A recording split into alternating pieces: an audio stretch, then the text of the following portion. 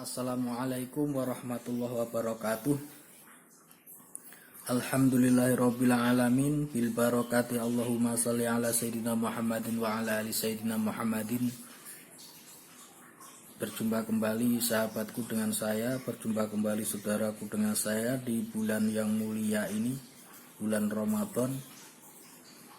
Marilah kita bersama-sama meningkatkan ibadah kita, amal-amal baik kita. Puasa adalah salah satu bab atau faktor atau suatu ibadah yang sangat penting dalam urusan pembersihan jiwa atau pensucian jiwa. Di dalam kitab Riyadhus Shalihin sebuah hadis dari Abu Hurairah, Nabi Muhammad SAW bersabda, "Man shoma Ramadhana imanan wahtisaban ghufira lahu ma taqaddama min dzambih." Barang siapa puasa Ramadan berdasarkan iman dan berharap pahala dari Allah, maka diampuni Allah dosa-dosanya yang telah lalu. Inilah keutamaan puasa Ramadan. Akan terhapus dosa-dosa kita yang di masa lalu. Dari hadis Tirmizi dan Ibnu Majah disebutkan pula, as-saumu nisfu sabri. Puasa adalah separuh kesabaran.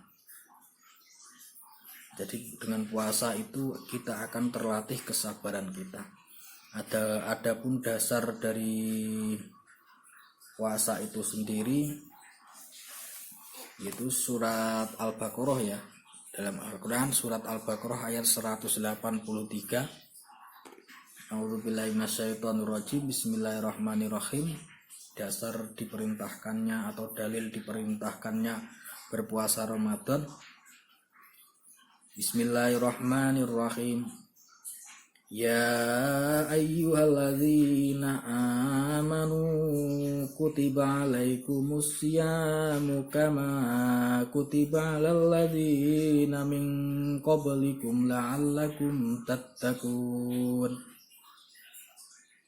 Ya ayyuhalladzina amanu, wahai orang-orang yang beriman, kutiba alaikumus syiyam, diwajibkan atas kalian berpuasa, kama kutiba alal ladzina, sebagaimana yang telah diwajibkan pada orang-orang min qablikum, sebelum kamu, la'allakum, agar kamu semua tattaqun,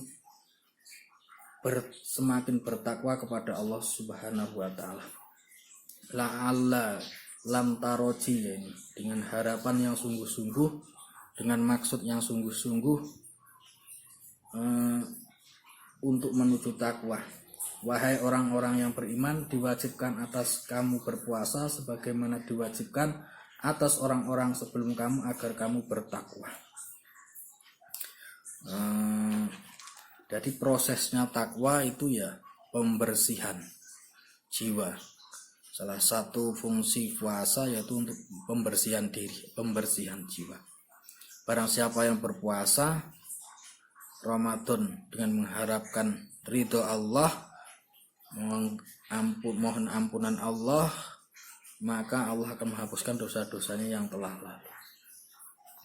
Di dalam surat Asy-Syam ayat 7-10, Bismillahirrahmanirrahim. Wa nafsi wa ma sawwaha, demi jiwa serta penyempurnaannya.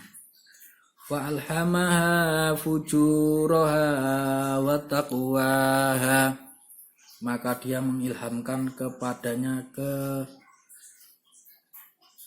kejahatan dan ketakwaannya. Qad aflaha man zakkaha, sungguh beruntung orang yang mensucikan jiwanya itu. Jadi proses puasa ini ialah untuk penyempurnaan jiwa ya. Tazkiyatun nafsi, pembersihan jiwa, pensucian jiwa, yaitu untuk penyempurnaan jiwa. Maka setelah proses ini berlalu, maka fa'alhama fujuraha wa taqwaha, maka Allah mengilhamkan kepadanya kejahatan, jalan kejahatan dan ketakwaannya. Jadi Allah memperlihatkan atau memberikan petunjuk, ini loh yang benar, oh ini loh jalan takwa, oh ini loh jalan salah, seperti itu. Sesungguhnya beruntung orang yang mensucikannya. Qad aflaha man zakkaha, qad aflaha man zakkaha, sungguh beruntung orang yang mensucikan jiwanya itu. Untuk selanjutnya, tingkatan puasa itu ada 3. Tingkatan puasa ada 3. 1, puasanya orang awam. 2, puasanya orang khusus. 3, puasanya orang super khusus. 1, puasanya orang awam. Itu kalau orang awam berpuasa ya itu rata-rata hanya ya menahan perut dan kemaluan dan memperturutkan syahwat. Maksudnya untuk tataran syariat awal yaitu hanya sekedar meninggalkan yang membatalkan puasa saja. Itu puasanya orang awam. Puasanya orang khusus, selain dia yang kedua, puasanya orang khusus selain dia menahan segala sesuatu yang membatalkan puasa seperti makan dan minum. Ini puasanya orang khusus ini ya menutup pendengaran dari mendengarkan yang jelek-jelek, menutup penglihatan dari melihat yang jelek-jelek atau yang dilarang oleh syar'i, mengunci lisan dari mengucapkan ucapan-ucapan kotor, mengunci tangan, kaki, dan semua anggota badan dari berbagai dosa. Itulah puasa orang-orang saleh. Yang selanjutnya ialah puasanya orang super khusus. Ini udah puasa batin ya. Jadi tidak hanya raganya saja yang puasa, namun pikirannya juga berpuasa, kolbunya berpuasa, sukmanya berpuasa. Kalau istilah dalam spiritualnya seperti itu. Puasa hati dari berbagai keinginan yang rendah dan pikiran yang tidak berharga. Puasanya orang super khusus tidak hanya menahan lapar dan haus, tetapi dia hatinya juga berpuasa, yaitu berpuasa dari berprasangka buruk, pikirannya berpuasa dari berpikir yang buruk, menahan hati dari selain Allah. Jadi secara total hati dan pikiran tertuju kepada Allah. Untuk selanjutnya mengenai bab kesempurnaan puasa. Jadi 1, menundukkan pandangan dan menahan dari berkeliaran memandang ke setiap hal yang dicela dan dibenci, juga hal yang bisa menyibukkan hati dan melalaikan mengingat Allah. Jadi salah satu faktor untuk agar sempurna puasa itu ialah menundukkan pandangan. Jadi kita nggak boleh memandang yang aneh-aneh yang bisa menyebabkan hati ini sibuk untuk tidak mengingat Allah, yang menyibukkan pikiran dan hati untuk tidak tertuju kepada Allah. Itu dilarang untuk memandangnya.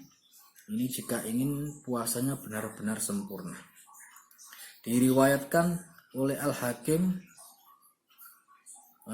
pandangan adalah salah satu anak panah beracun di antara anak panah iblis.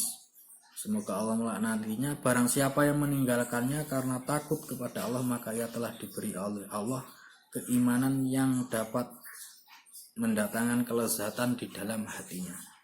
Jadi terkadang pandangan mata ini bisa menyibukkan hati dan pikiran dari Allah gitu, bisa menyebabkan hati dan pikiran berpaling dari Allah. Makanya dalam ilmu tasawuf para sufi untuk tazkiyatun nafsi biasanya mereka beruzlah dan berkholwat, atau berkholwat sering ada kalanya mereka berkholwat karena mereka berkholwat atau menyepi atau menyendiri, mereka menginginkan hati dan pikirannya hanya sibuk untuk tertuju kepada Allah. Yang selanjutnya faktor yang nomor 2 untuk kesempurnaan puasa yaitu menjaga lisan dari bualan, omongan kosong, dusta, ghibah, gunjingan, kekejian, perkataan kasar, pertengkaran dan perdebatan. Mengendalikan diam menyibukkan dengan zikrullah dan ibadah lainnya. Jadi kita menjaga lisan untuk jangan sampai kita ngobrol kosong, memfitnah, ghibah, menggunjing, kekejian, perkataan kasar, pertengkaran dan perdebatan, dengan cara kita diam menyibukkan diri dengan zikrullah. Yang termasuk zikrullah itu ya sholat, membaca sholawat, membaca Quran, membaca puji-pujian, membaca kalimat thayyibah dan sebagainya. Diriwayatkan oleh Bukhari Muslim, sesungguhnya puasa itu tidak lain adalah perisai. Jadi puasa itu seperti tameng atau pagar. Apabila seseorang di antara kamu sedang berpuasa, maka janganlah berkata kotor dan janganlah bertindak bodoh. Dan jika seseorang ada yang menyerang dan mencaci maki, maka hendaklah ia mengatakan sesungguhnya aku berpuasa. Terus yang ketiga, untuk menyempurnakan puasa itu kita harus bisa menahan pendengaran dari mendengarkan hal-hal yang makruhah, hal-hal yang dibenci oleh syariat. Yang keempat, menahan berbagai anggota badan lainnya dari dosa seperti tangan, kaki dan hal-hal yang dibenci untuk melangkah menuju hal-hal yang negatif. Yang kelima, untuk menyempurnakan puasa tidak memperbanyak makanan yang halal pada saat berbuka puasa sampai penuh perutnya. Jadi jangan makan yang berlebih-lebihan, makan ala kadarnya saja, jangan makan yang berlebih-lebihan. Karena tidak ada yang paling dibenci oleh Allah selain perut yang penuh dengan makanan halal.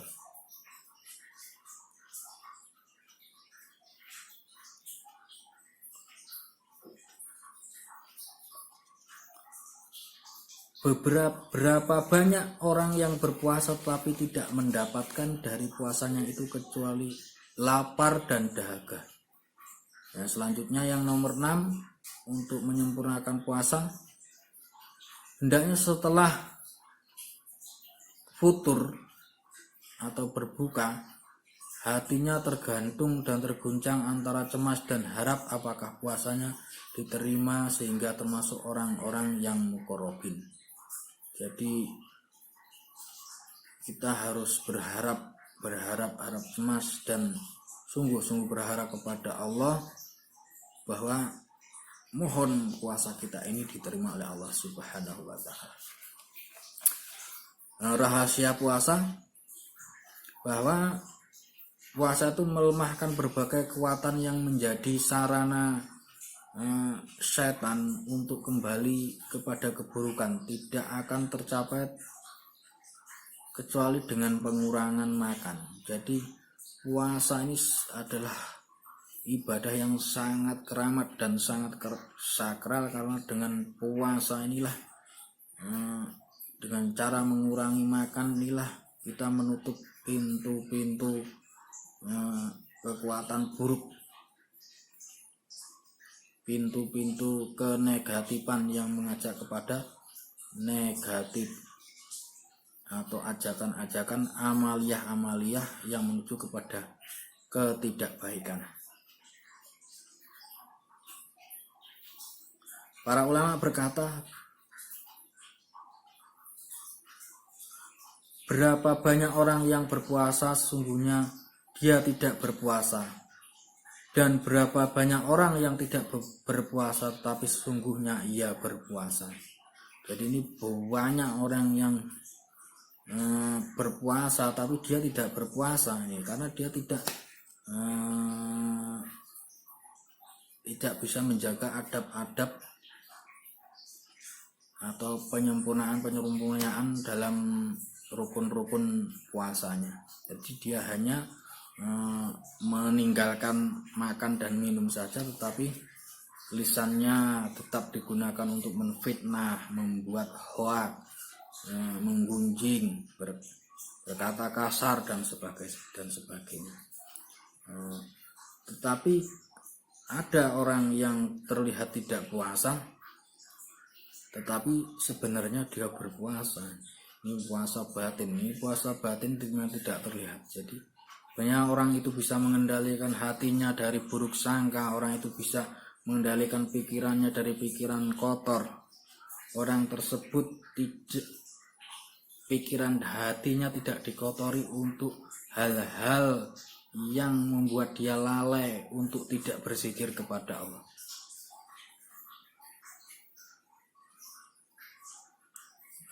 Kiranya